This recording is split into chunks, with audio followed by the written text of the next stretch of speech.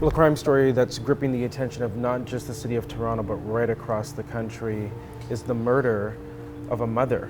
I would actually say it's gained international attention, this one. So Tien Ly, she was found on March 28th in the Leslieville area of Toronto. Police found her body reportedly partially dismembered in a garbage bag. And when we talk about that, we're talking about literally her body pieces in the garbage bag. We're gonna get into all the details of the story, but before we go any further, we do need to do a few things like subscribing to this channel, tapping that notification bell, and make sure to follow us on all of our social media, and don't forget to hit that like button. All right, let's get into some of the details of the story, because a lot of people have a lot of questions, a lot of concerns, and are trying to put the pieces of the puzzle together. We're trying to do that at the same time, but we're working with limited information at this time. So let's go back to the beginning of this. This took place, as you said, on March 28th, right? That's where in Leslieville, in the area of Eastern Avenue and Berkshire Avenue as well.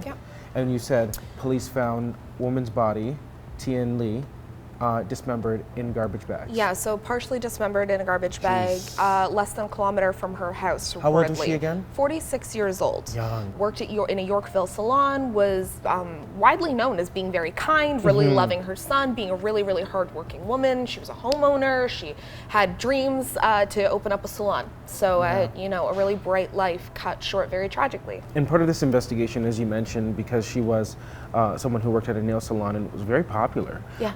And that was one of the ways that police identified who she was, because they released photos of the nail. Her manicure and pedicure, Right, of the body parts that were found in the bag, and that's how they were able to gather information about her name first, and then were able to release that to the public, then to get even more information. So let's get into how police released this information, because this is what's really interesting about this case, right? So homicide investigators have been looking to speak with Dallas Lee. This is what police were saying. And Dallas Lee, by the way, is her son. Yes, he's 20 years old. 20 years old. And when this came out, we should add that for most people, there was fear that he may have been in danger, based off of the wording of the statement that police put out. Yeah, saying, you know, they were concerned for his well-being and that he wasn't a suspect. Right.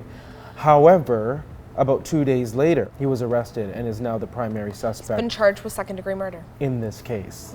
Upon entering the residence, there was cause for concern, and you know, that concern is now that they cannot locate Dallas, and that is someone that they want to speak to and find. Now, of course, one of the things that you and I were talking about is how did things go from being concerned for his well-being to him being a primary suspect in the murder of his mother. For sure. And you reached out to Toronto Police to ask some questions. I've actually spoken to Toronto Police a couple of times today about this case. And what were some of the questions you asked today, by the way? Yeah, so I had asked Toronto Police why they were particularly concerned once they entered the home. They weren't able to share that information with me. Because a lot of people are wondering, what was the state of the home? Exactly, because that's a really specific thing to say. You know, they said they were particularly concerned after they entered the home. And then also I had asked them what had led from, we're at a point where you're concerned for his well-being, to now he's been arrested and charged. Police were also not able to share that information with me. So we will be definitely following this court case as it moves along as best we can. But yeah, another case with very limited information, this time right here in Toronto.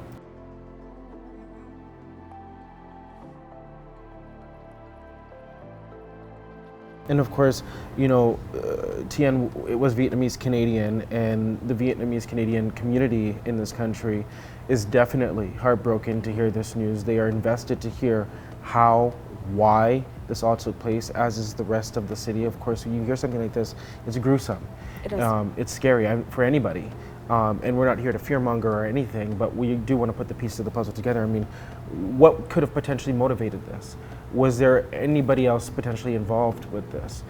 You know, it's hard with crime stories, especially when there is a family dynamic at play, where the victim is potentially related to, you know, the accused. Yeah. Because you never want to see anything like that play out. And it was very, very strange to me following this story, because as soon as police had released that statement saying that they were concerned for his well-being, you were seeing a lot of talk online about how she was such a great mother. And she did everything for her son, and her whole focus was him and their life here in Toronto. So to then 48, 72 hours later, now he's the prime suspect. That is very alarming to people, because what do you believe? Just like we said before, we'll definitely be following this as it moves along, and he is due to appear back in court on this Friday, April 8th. And 100%, if you're feeling anything related to this story, or if you have any questions that you want us to ask police or look into, drop those thoughts in the comment section.